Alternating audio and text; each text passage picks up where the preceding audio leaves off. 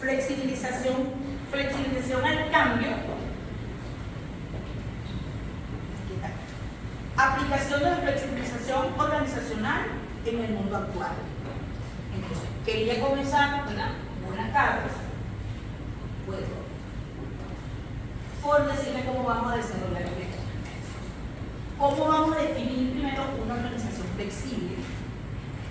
Tipos de organizaciones flexibles, partidarios y detractores, la flexibilización laboral como punto clave de este tema y nuestro mundo actual.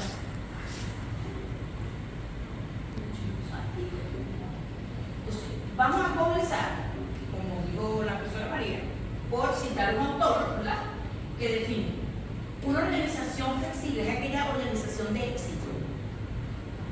Fíjese que la palabra éxito está escrita entre comillas, que tiene la habilidad de adaptarse continuamente y así poder dirigir la paradoja de crear un entorno estable para los cambios continuos. Esto lo dijo este señor, Robert Holtz, en 1997. A pesar de que ya en 1967 un señor de apellido Thomson había dicho que tenían que prepararse para la flexibilización de las organizaciones y las empresas.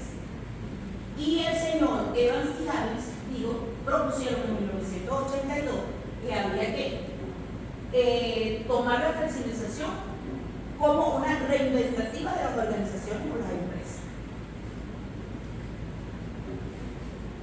¿Qué es la flexibilización? Díganme ustedes. Bueno, la flexibilización es la capacidad de adaptación de las empresas, los hospitales, las escuelas, de todo nuestro mundo, y que eso puede tener varios sinónimos.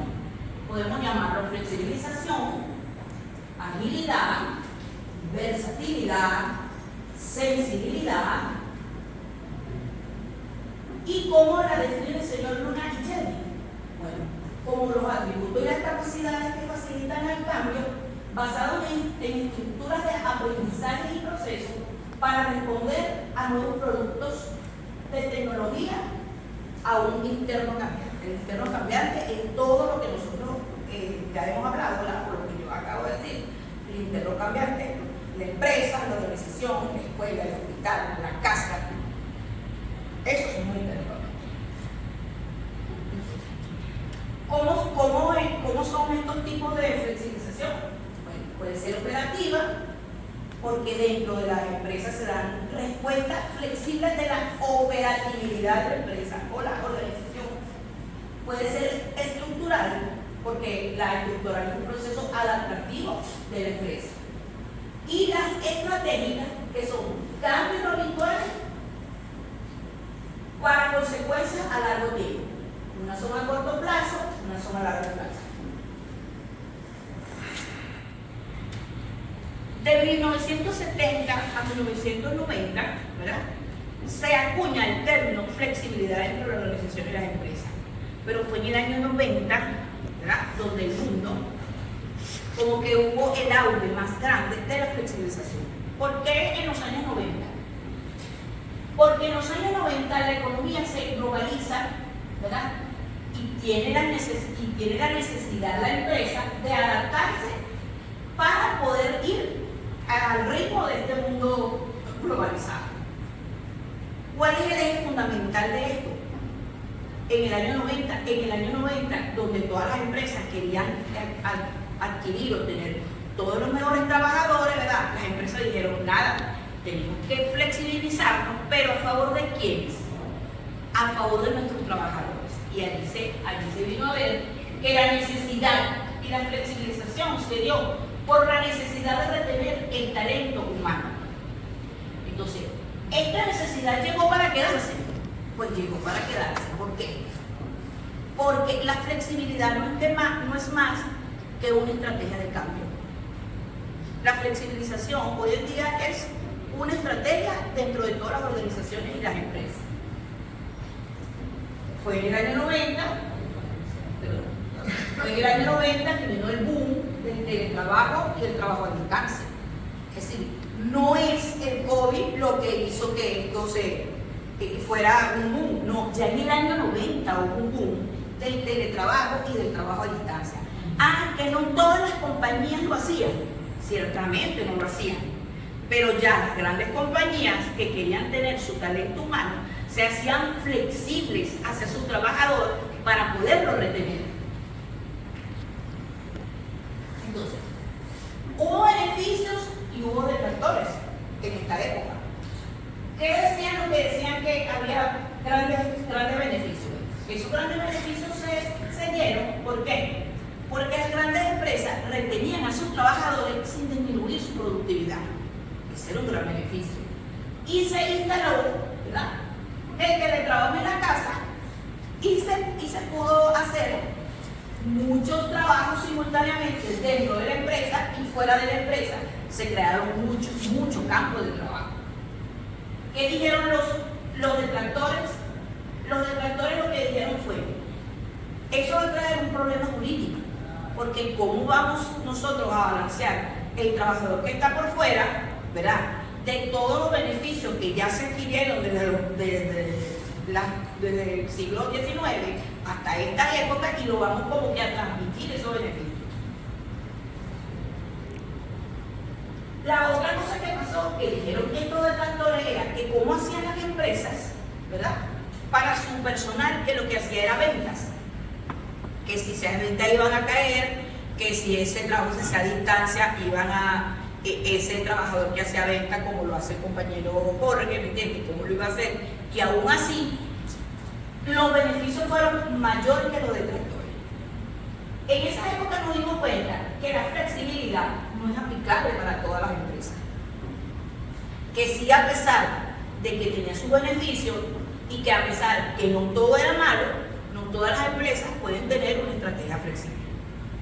Nosotros, por ejemplo, los que trabajamos en salud, no podemos tener una empresa con tanta flexibilidad.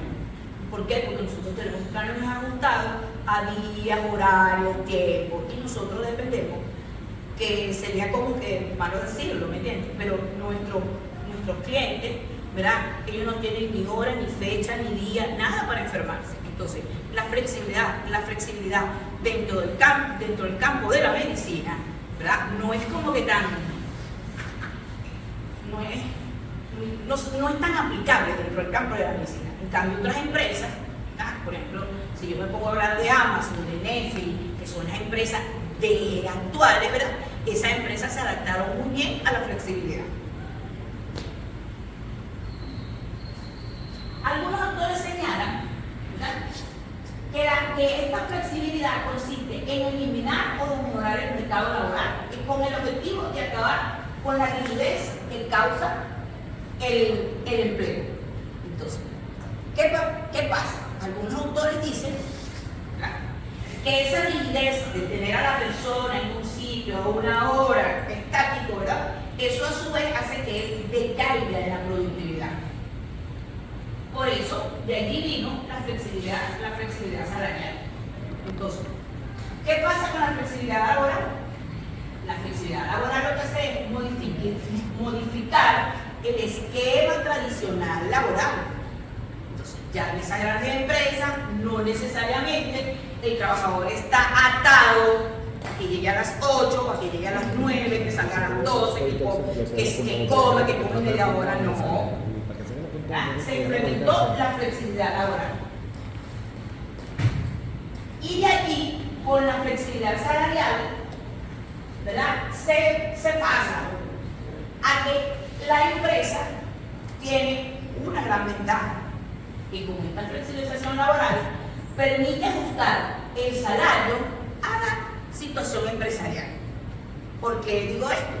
Porque hay empresas ahorita a nivel mundial que si su producción baja el salario, y si su producción aumenta el salario.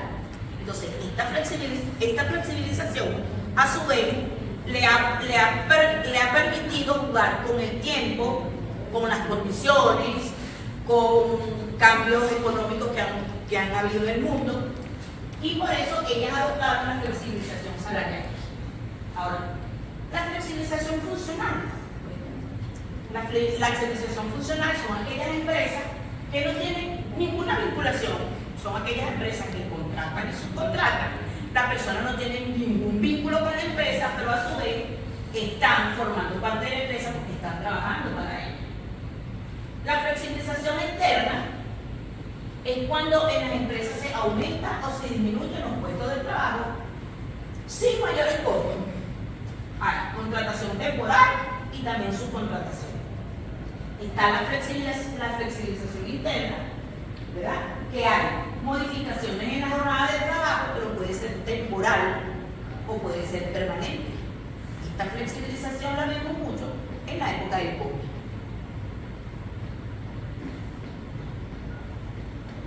Los años 90, ¿verdad?, marcaron un hito también para la flexibilización. Entra la mujer al mundo empresarial.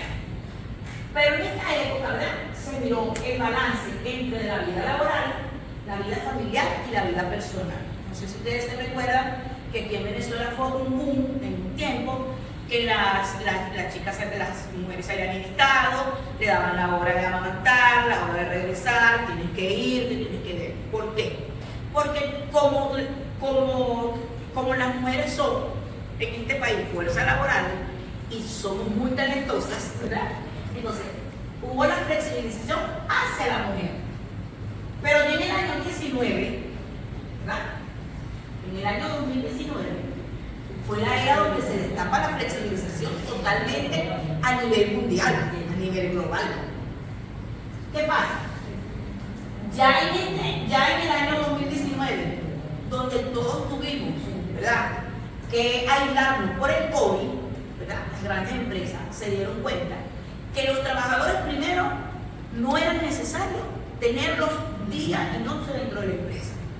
No era necesario. El COVID los hacía presos en su casa y aún en su casa producían, trabajaban. Y nos dimos cuenta, ¿verdad?, a partir del COVID, que los trabajadores necesitan tener un salario suficiente y elegir dónde y cómo trabajan. Entonces, ustedes dirán, bueno, ¿y esto por qué? Bueno, porque las empresas, para otra vez retener su talento humano, le dijeron a sus trabajadores: ¿tú quieres trabajar a qué hora? ¿Tú quieres trabajar qué día? ¿Quieres venir a la empresa? ¿Quieres quedarte en tu casa? ¿Cómo te pagamos? ¿Te estamos pagando mucho? ¿Te estamos pagando poco? Y fue en el año 2019, ¿verdad?, donde esto se implementó.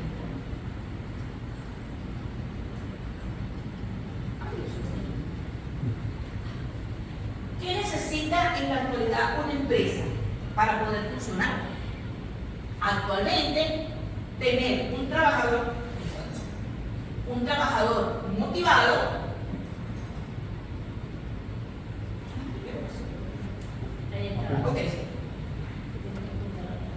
A la lacto. ciertamente. Pero, Ay, ok, ¿ya? no. Ahí. ¿Qué necesita en la actualidad una empresa? Una empresa lo que necesita actualmente es un trabajador motivado, pero necesito la Dale ya. y calificado. Todo esto, ¿verdad?, es talento humano. Es que si le da varias veces es como que darle al botoncito y. Ahí. ¿Le están dando ya? Ah, no, es que si le dan a los dos sitios ya terminó. No. Allá. Pero ya casi que termino. Le da pie.